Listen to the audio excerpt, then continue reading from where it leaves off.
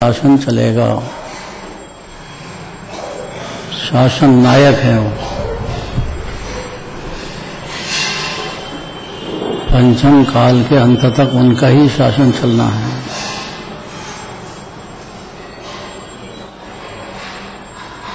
और नेमिनाथ भगवान का गर्भ कल्याणक,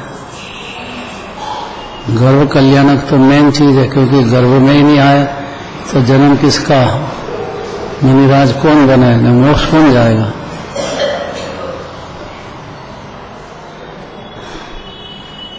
द्वैत पूजा में पहला शब्द आया है दाता मोक्ष के।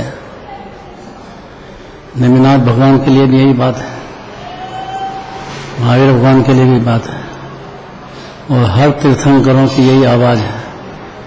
कम की डिमांड करेगा वो दिगंबर जैनी है नहीं, उसको होश में ही नहीं है कि कहाँ आ गया है। मोक्ष के दाता हैं, उनसे अपन खाली कुटुंब परिवार का नहीं, अगले जन्म का छोटी मोटी डिमांड रखें अपन, ये बहुत बड़ी हीनता है। कुछ भी नहीं, जैन कुल में आया कि नहीं आया सही का है। मनुष्य पर्याय बर्बाद कर देगा वो। अभी मौका है। मनोज जी क्या डिमांड है? मोक्ष से कम की अगर हो तो है? भटकते रहेगा, फिर पता ही नहीं लगेगा कहाँ जाएगा। समझदारी नहीं है, समझदारी नहीं है। यह बात है, बहुत बढ़िया बात है। अब भगवान के सामने अपन कहें कि मेरे परिवार का अच्छा हो जाए, मेरी दुकानदारी चल जाए। भाई तेरे एक दिन की पूजा होगी ढंग से तो उसमें ढेर पुण्य बन जाएगा, उससे खूब चलेगी दुकानदारी। और क्या चाहता है? नहीं होगा ऐसा। जब मोक्ष ही देने वाले हैं तो ये बाकी का पुण्य भाव करने, उसके फल में बाहर के पदार्थ तो ढेर होने वाले हैं, उसमें डिमांड क्या करे उसकी। दाता मोक्ष के। अब ये बात शुरुआत में कहना चाहते हैं। देखो, चौथे नंबर का कलश, तीसरे नंबर का तो होगा ना, कल पढ़ना बाकी है, अर्थ भी बाकी है। ठीक बात है। पहले अरविंद भगवान क्या कहते हैं वो बात, और नेमिनाथ भगवान क्या कहते हैं वो बात, फिर अपनी बात करेंगे। बनारसी दास जी फिर क्या कहते हैं, पढ़ना है।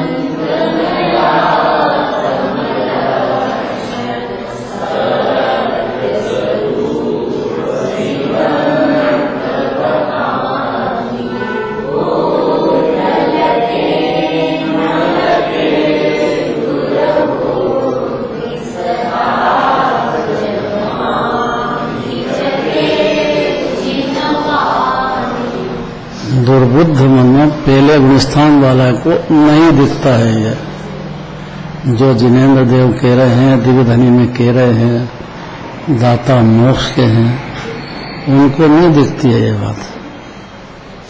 सुबुद्धि मने जैसे जीव होश में आया, अनंत भगवान की दिव्य धनी है ये। दिव्य अनंत भगवान का दिव्य धनी में कहना है तीन लोक के जीवों से, उसको दिखता नहीं है जब तक दुर्बुद्धि कहते हैं पहला गुणस्थान।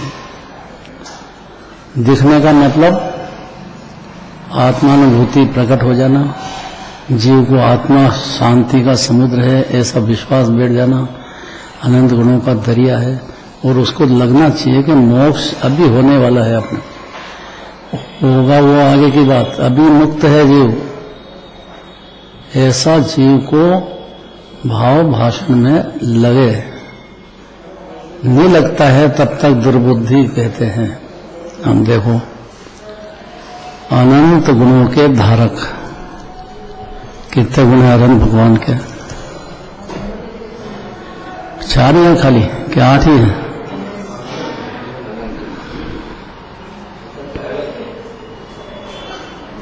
हर जीव भी अनंत गुणों का धारक ही है अभी भी, और अनंत भगवान की भी धारक तो है, लेकिन उनकी परिणति में पूर्ण प्रकट हो गए, इतना फर्क हुआ है। सम्यक दर्शन होने पर, आत्मा मान लेने पर शुरुआत तो हो जाएगी जीव को अनंत गुणों का एक अंश का वेदन आत्मानुभूति में जीव के चालू हो जाएगा, इतना तो होएगा। लेकिन अनंत गुणों की पूर्ण पर्याय प्रकट हो, वो तो अनंत भगवान है, सिद्ध भगवान है।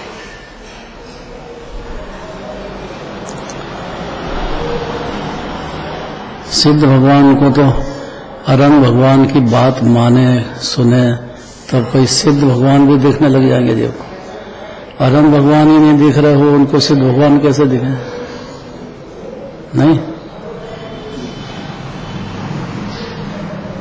अनंत गुणों के धारक केवल ज्ञानी भगवान यद्यपि सहयोगी हैं। सहयोगी का मतलब योग का कंपन है, मन, वचन और काय, तीनों योग चल रहे हैं। भाव मन है ना भगवान के, भाव मन है तो मन में पूर्ण ज्ञान है। ज्ञान, मन बने ज्ञान की पर्याय, उसमें पूर्ण ज्ञान हो गया है, लेकिन फिर भी अभी द्रव्य मन चालू है। भाव मन भी पूर्णता पे है, इसलिए सहयोगी है। अब इतना याद रखो ना, तो भेद ज्ञान का मंत्र हाथ में आ जाए।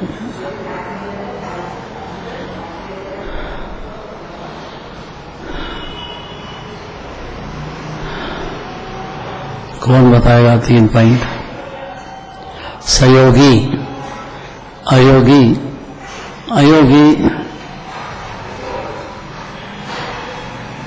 4 घाती कर्म नहीं रहे, लेकिन आघाती कर्म बाकी होने से अनंत भगवान को भी सहयोगी कहते हैं।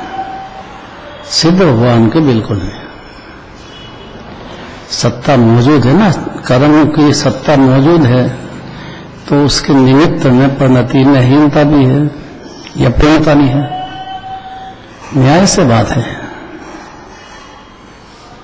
3 कानून तो याद करने ही पड़ेंगे जी।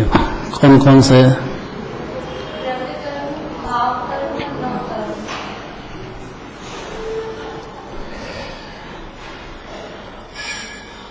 जैसे अनंत भगवान है वैसा ये जीव है, इसके भी 3 कर्म मौजूद हैं, अनंत भगवान के भी मौजूद है।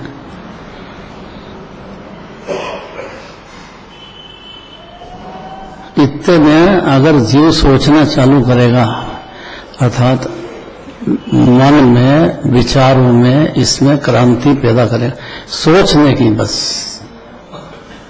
ये उसका उपादान का काम है। तो अनंत गुणों के धारक केवल ज्ञानी भगवान यद्यपि सहयोगी हैं,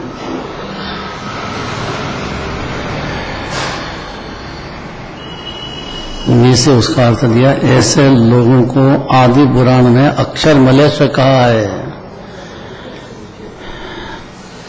ये 3 जो कर्म है, सहयोगी है, वो शब्दों की बात है। शब्द में तो लेता है जीव, लेकिन भाव में नहीं लेता है, तो अक्षर मलेश कहा है। अक्षर से तो सुनता है, लेकिन भाव नहीं पकड़ता है, तो अक्षर से क्या कीमत है यहाँ?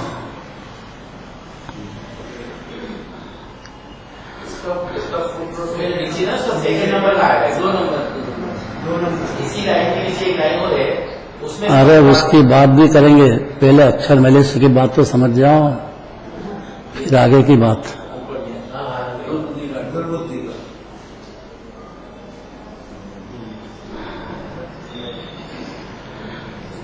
जब तक आत्मानुभूति नहीं होगी तब तक उसको अक्षर मलेश कहते हैं। चाहे शास्त्र पढ़ता हो, 11 अंक पढ़ लिए हों, त्रिवलिंगी मुनिराज बन गए हों, लेकिन भाव नहीं समझते। अक्षर ही अक्षर है, अक्षर का भाव होता है कि नहीं कुछ, उसको अक्षर मलेश कह दिया है। कब तक, जब तक आत्मानुभूति प्रकट नहीं हो जाए तब तक तो भाव पैदा ही नहीं हुआ जीव के जी। अक्षर अक्षर में गोते लगा रहे हैं।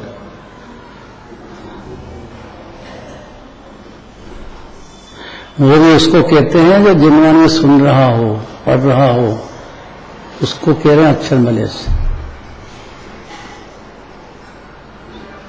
सुनता है, बोलता है, लेकिन कर्ता बुद्धि नहीं छोड़ता है, या उसका ज्ञान नेत्र में तीनों कर्म होते हुए भी भिन्न में ऐसा नहीं जसता है। जब तक अनुभूति पूर्वक, तब तक अक्षर मलेश रहा हो।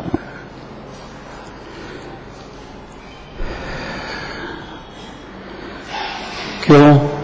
क्योंकि जो अक्षर मलेश होता है वो चेतन और अचेतन पदार्थ में अहम बुद्धि करता है।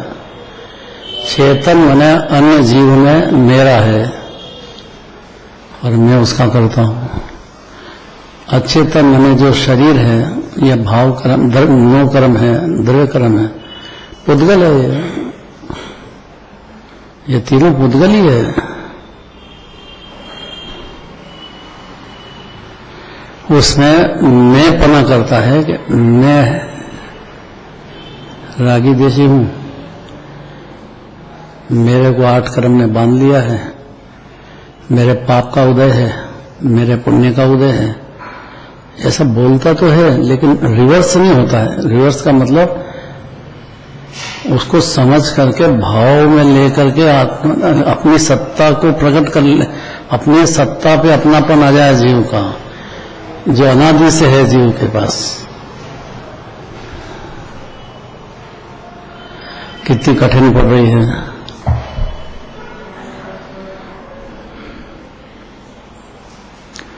एक बार पूरा पढ़ लेते हैं ना, फिर बाद में अर्थ करेंगे। अक्षर मलेश अनंत गुणों के धारक केवल ज्ञानी भगवान यद्यपि सहयोगी हैं, तथापि भोगों से, योगों से पृथक हैं। और सभी जी ऐसे ही है। यही दिव्य धनी में कहना है उनको।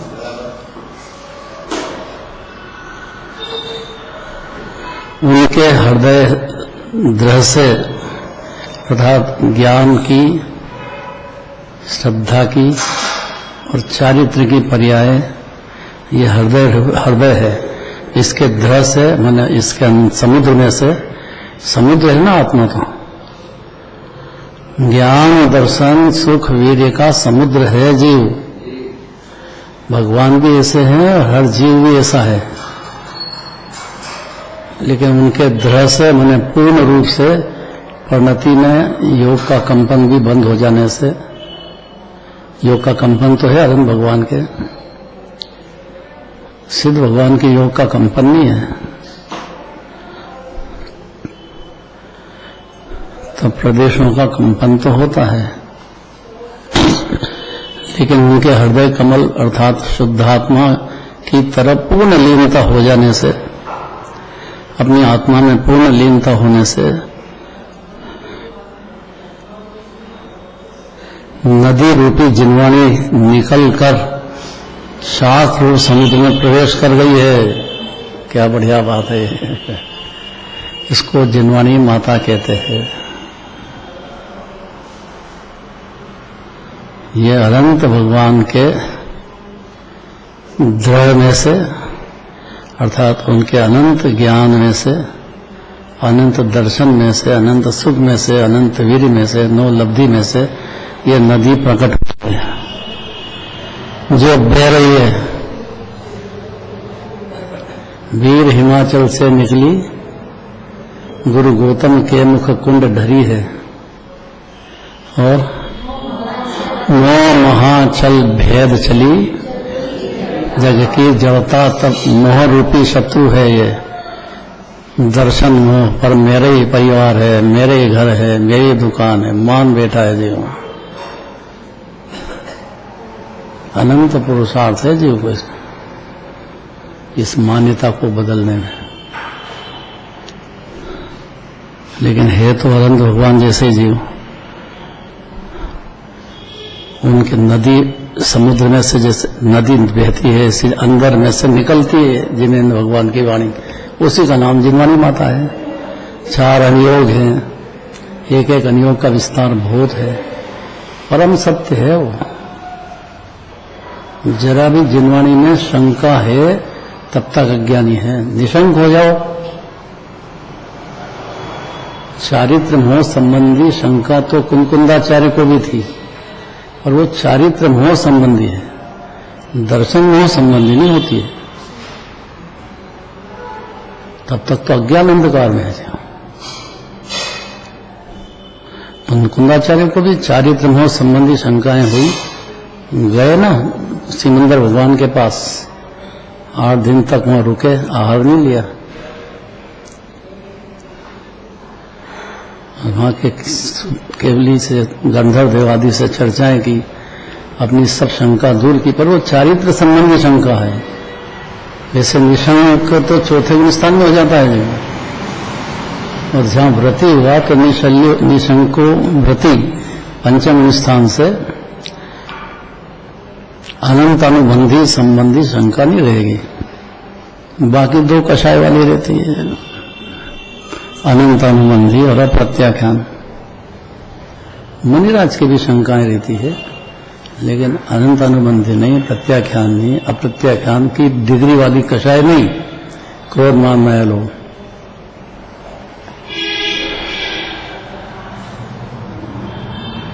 8वें गुणस्थान में भी रहती है, अबुद्धिपूर्वक। क्या चल रही है खुद को ही मालूम नहीं है, और चल तो रही है। अनंत भगवान के बिल्कुल भी नहीं है। उनके हृदय नदी जिनवाणी उसमें निकलकर शास्त्र रूपी समुद्र में प्रवेश कर गई है, जिससे सिद्धांत में इसे सत्य स्वरूप अनंत नयात्मक कहा है। किसको? किसको? तो बोलते क्यों नहीं? जो डर वहां भाग्यशाली हो, इस मंदिर में बैठे हैं, या कोई भी दिगंबर मंदिर हो, श्वेतांबर नहीं, अनुमति नहीं, सब एकांतवाद है। यहाँ अनेकांत है, पर्याय में द्रव्य, उत्पाद्य ध्रुव, ये लक्षण है पदार्थ का, 6 द्रव्य का। सब अपनी सत्ता से है और अपनी पर्याय स्वतंत्रता से बदलते हैं, कोई किसी के कहने में नहीं, स्वतंत्रता से बदलते हैं। बाकी 5 द्रव्यों को कोई दुख नहीं है, धर्म द्रव्य, अधर्म द्रव्य, आकाश द्रव्य, काल द्रव्य और पुद्गल द्रव्य। अब पुद्गल को कितने कर दो, कितने बाढ़ आ जाओ, कितने मर जाए, कितने हो जाए, चुरा चुरा, इससे कोई जीव को दुख नहीं होता है। पुद्गल से जीव को काय का दुख होगा? ये तो मोह से दुख होता है जीव को। दर्शन मोह से अनंत दुखी होता है। मान लिया ना शरीर मेरा, ये एक परमाणु को भी अपना माना के दुख की धारा चालू रहेगी, अनंत अनुबंधी है।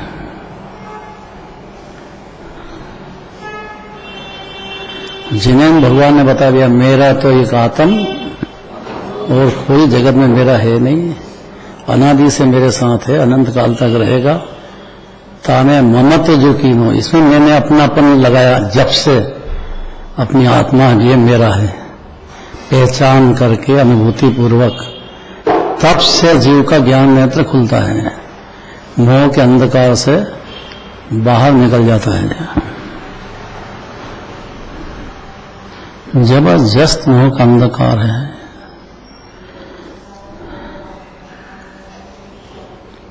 गुरु गौतम के मुखकुंड भरी है, गंधर्व देव वही जिन्हें भगवान की वाणी जगत तक, जीवों तक पहुंच जाए, ऐसी क्षमता रखने वाले, उनकी जो ताकत है व्यक्त करने की, केवल ज्ञानी की वाणी को गंधर्व देव में है।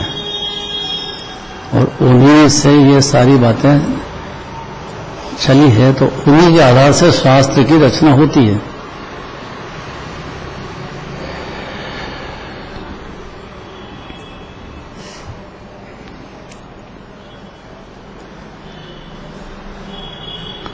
अभी जो धर्मसेनाचार्य हुए हैं, जिनके लिए वंशकृत वंशी मनाते हैं, चारों योग जो महावीर भगवान ने दिव्यधनी में कहे हैं, उसको लिपिबद्ध करने का भाव उनको हुआ।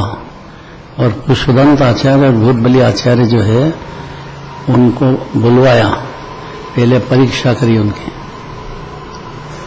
और उनको लगा कि ये योग्य है, तब उनको उपदेश दिया है लिखित बोल करके। और तब से जिनवानी का अंकलेश्वर में लिपिबद्ध, इसको षटखंडागम कहते हैं। वो महावीर भगवान की दिव्यधनी है,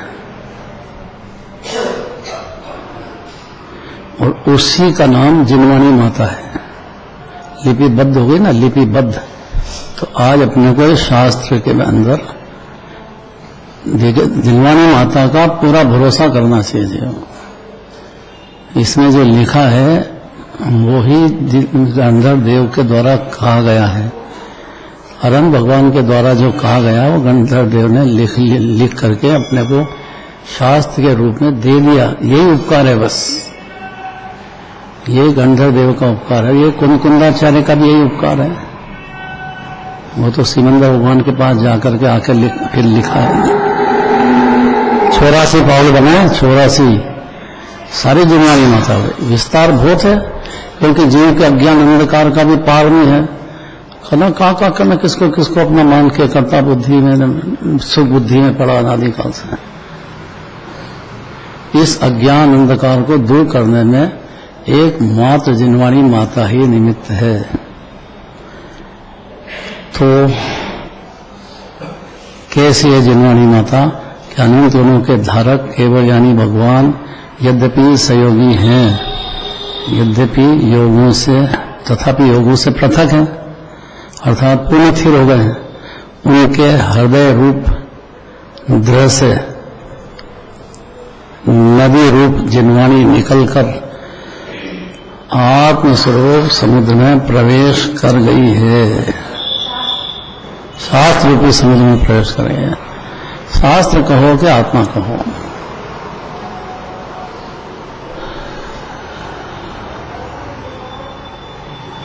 इसलिए जरा भी शंका हो तो जरूरी है कि शंका हो, लेकिन सारी जिनवानी शंका को दूर करने के लिए निशंकित पहला अंग है। सम्यक दर्शन का पहला निशंकित, फिर निकांक्षित, फिर निर्विचिकित, फिर उपगौन, ऐसे 8 अंग। कोई भी जीव हो, पशु हो, नारकी हो, सम्यक दर्शन हुआ कि 8 में प्रकट होगा इसको। उसका जो ज्ञान है 8 अंगों में, जो जिनवानी में कहा है, वो उसका हृदय में, श्रद्धा में, ज्ञान में और अंश में, चारित्र में आ जाता है। जीव होना चाहिए, बस जीव का ही ज्ञान है ना, और किसको ज्ञान है? और जीव ही सर्वोत्तम पदार्थ है जगत में, बाकी तो है ही नहीं कुछ। प्रवेश कर गई है इसमें। सिद्धांत ने इसे सत्य स्वरूप कहा, जिनवानी को अनंत नयात्मक कहा है। ऐसा सिद्धांत, सिद्धांत मैंने जिसके अंत में सिद्ध दशा जीव की हो जाएगी। जिनवानी का एक भी सिद्धांत भाव भाषण में आने पर गारंटीड ये जीव अल्पकाल में मोक्ष चला जाएगा, और पंचम काल वाला जीव सबसे जल्दी जाएगा, क्योंकि इसमें बहुत पुरुषार्थ है जीव को। मन लगना, इतना टाइम देना, इतना भगवान की वाणी का विरस, निशंकित होना, सुनने का, विचारने का बहुत पुरुषार्थ है जो। क्षीर सागर मंदिर जैसा चाहिए। ग्रेजुएशन के बाद भी यहाँ टिक जाए, मंदिर में आने लग जाए, कोई छोटी ताकत है ये तो हालत ऐसी कि पोजीशन हो गया, पढ़ना पूरा हो गया, अब चलो मंदिर का पढ़ना छोड़ो, अब क्या काम है। अब भगवान को दे दिया अपन ने, पूजा कर ली, अब आप तारोगे तर जाएंगे, आपके हाथ में है। ऐसा बेफिक्र हो जाता है।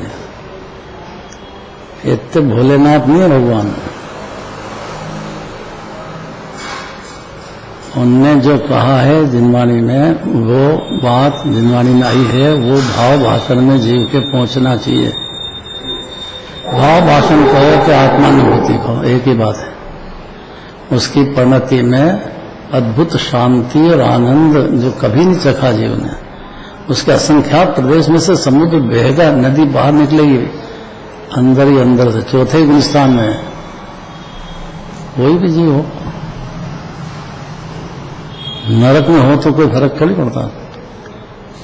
वहां भी गटागटी करेगा सुख के, सम्यक दर्शन हुआ कि गटागटी शुरू। तो अनंत भगवान के सिद्धांत में इसको जिनवाणी माता को सत्य स्वरूप अनंत नयात्मक कहा है। अनंत नय इसलिए कहते हैं कि 47 नय जो कहे हैं वो तो बहुत स्थूल बात है।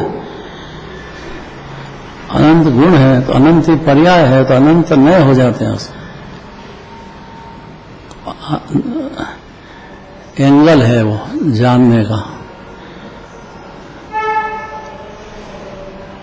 इसको जीव को दूसरे की जरूरत नहीं, उसके ज्ञान में इतनी ताकत पैदा हो जाती है, ये खुद समझ जाता है कि अपने पाप का उदय है, अपने पुण्य का उदय है। तो पहले जन्म में कोई पाप भाव कर लिया, उसका उदय आ गया है, तो ये दूसरे को दोष नहीं देगा।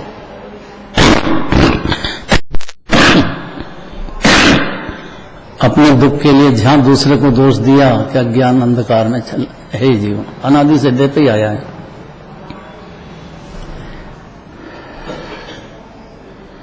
आप मेहनत रहना चाहता है, दोष दूसरे को देता है।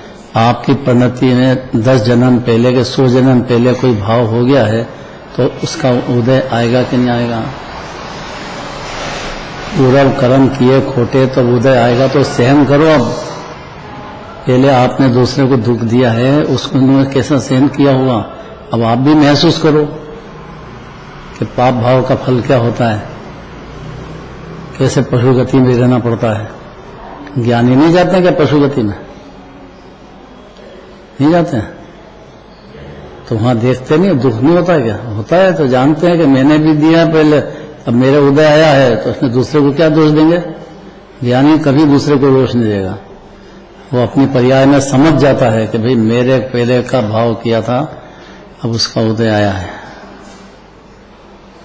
इतना गंभीर तो होना पड़ेगा जीवन, इतना नहीं होता है पहले गुलिस्तान में, इसलिए दूसरे को दोष दे देता है। बस सब खराब है, सरकार खराब है, सब नालायक है, घर वाले खराब है, सब खराब है, सब खराब है, सब मेरे दुश्मन है, सब मेरे को दुख देने में तैयार बैठे हैं।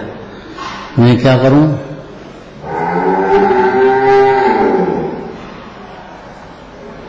आपके पाप का उदय है तो उसमें दूसरा क्या करे? नहीं आएगा मनोज जी? क्यों नहीं आएगा? क्यों आएगा? तो मर गई ना पर्याय तो उसी वक्त। ये कैसी बात करते हैं? किसने देखा? केवल ज्ञानी को मान ले तो अज्ञानी रहता नहीं है। उसको कभी दूसरे को दोष देने का जो है ना, बड़ा भारी रोग है ये। दूसरे को दोष देना जो छोटी बात नहीं है, बहुत बड़ा रोग है ये। सम्यक ज्ञान होने पर दिखने लग जाएगा जीव को कि भाई दूसरे को क्या दोष दे, मेरे भाव हुए हैं, उसका आबाद आकार छोड़ के उदय आया है, इसमें दूसरा क्या करे। और आया है तो निर्जरा हो रही है, तो समर हो तो निर्जरा, समर तो आत्मानुभूति बिना होता नहीं है। स्वाद ही चखा आत्मा का तो कैसे माने कि आत्मा सुखी खाना।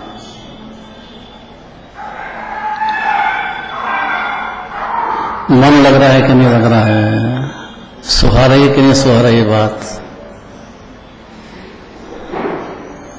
बात अच्छी लग रही है, मीठी लग रही है कि नहीं लग रही है?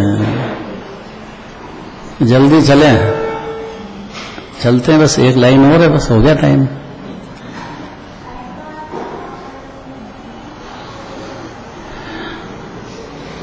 सिद्धांत में माने जिनेन्द्र भगवान की वाणी में इसे सत्य स्वरूप और अनंत नयात्मक कहा है। अनंत अनंत नए निक्षेपे बखानी है।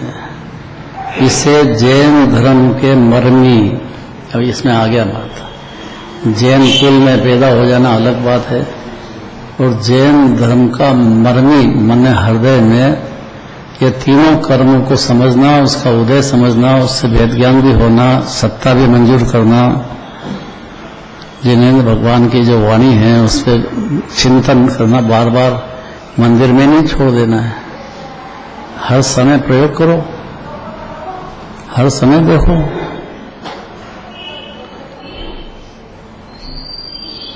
जैन सिद्धांत के मर्मी, ये बहुत शब्द है भाई। इस सिद्धांत को जो जिनवाणी कभी जो कह रही है, कभी बदलने वाली बातें नहीं है, उसको हृदय में स्थान देकर खाली प्रयत्नशील हो रहे, तब भी बहुत बड़ी बात है। इन बातों पे विचार चालू कर दे तो बहुत बड़ी बात है जी, वो मर्मी हो जाएगा जैन धर्म का। जैन धर्म के मर्मी सम्यक दृष्टि जीव पहचानते हैं, अज्ञानी जीव, मिथ्या दृष्टि जीव ये नहीं पहचानता है, लेकिन पहचानने की योग्यता है उसमें, इसलिए उससे कहते हैं हे भव्य तू सुन। है भव्य शब्द में ताकत है कि ये समझ जाएगा जी।